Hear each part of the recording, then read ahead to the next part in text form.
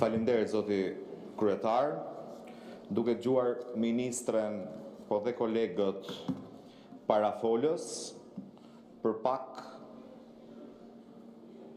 u bindëm që duhet integrohemi në Singapur dhe jo në Bashkimin Evropian. Unë nuk do flas për marrëveshjen, do flas për procesin e integrimit dhe atë që ky proces i dikton këtij kuvendi. Procesi i integrimit na kërkon më së pari një funksionim demokratik të kuvendit. Por në këtë legislaturë, kuvendi ka degraduar në një shtojc të pushtetit ekzekutiv. Shembullin konkret e kishim në nisje të kësaj seance, ku në interpelancë thirret kryeministri dhe kryeministri pa dhënë asnjë shpjegim, refuzon të paraqitet në kuvend për t'i dhënë llogari deputetëve për vendimarrje qeverisë së tij dhe thot detyrimet e mia ja delegoj ministrave. Në fakt detyrimet, veçanërisht ato kushtetuese, nuk delegohen. Na e tha kryeministri, kur u pezullua Belinda Balluku, tha nuk pezullohet dot funksioni, se është i padelegueshëm. Funksioni i zëvendës kryeministrit tha është i padelegueshëm. Pra për të sulmuar organet e drejtësisë, funksioni është i padelegueshëm. Për t'i dhënë llogari kuvendit, funksioni është i delegueshëm.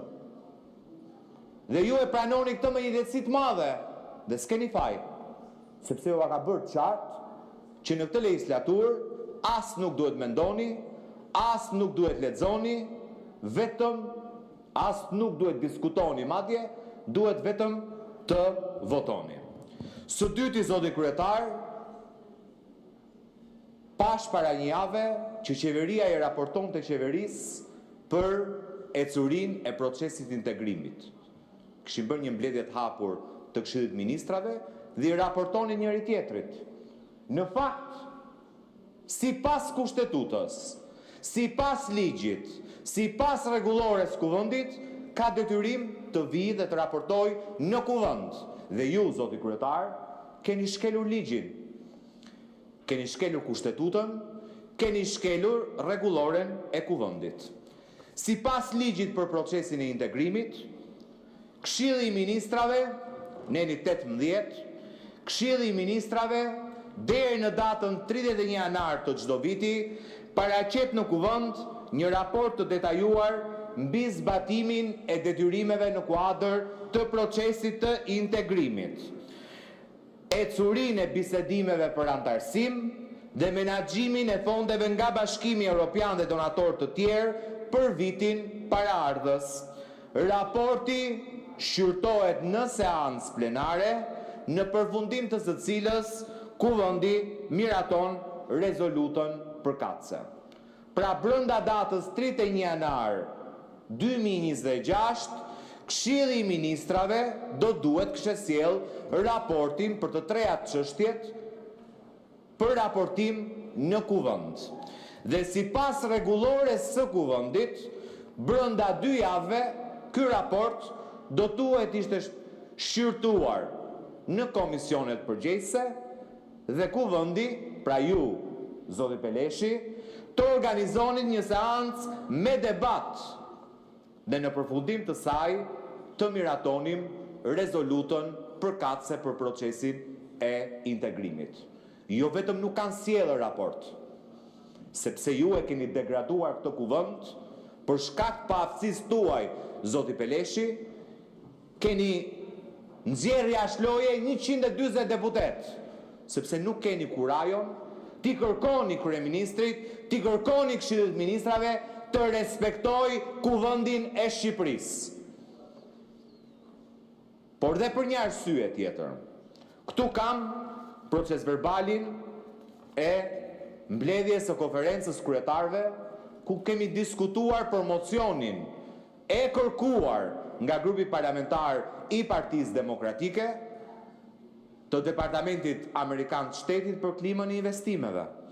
Dhe kemi rënë dakord, zoti Peleshi, por ju nuk pyesni as për kushtetut, as për ligj, as për rregullore, ju zbatoni verbët në shkeljet flagrante të ligjit vetëm urdhat dhe porosit që merrni nga kryetari i grupit parlamentar të Partisë Socialiste. As nga Edi Rama jo, po nga kryetari i grupit parlamentar të Partisë Socialiste.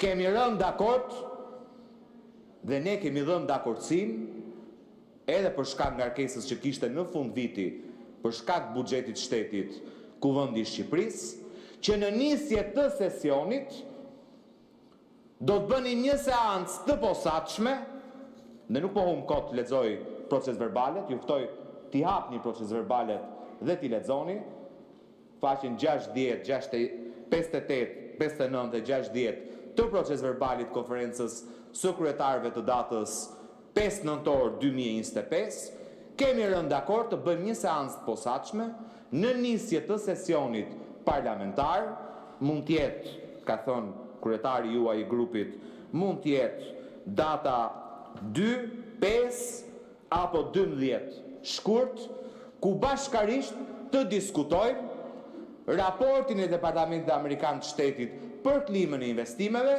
dhe raportin që do të sillë tek Këshilli i Ministrave, që nuk e ka sjellë në shkelje flagrante të ligjit për ecurinë e procesit integrimit.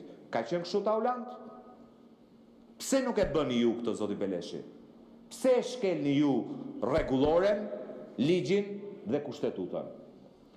Gjova këtu ministrin e Brendshëm në një akt skandaloz, deklaroi që kryeministri ka nevojë për siguri.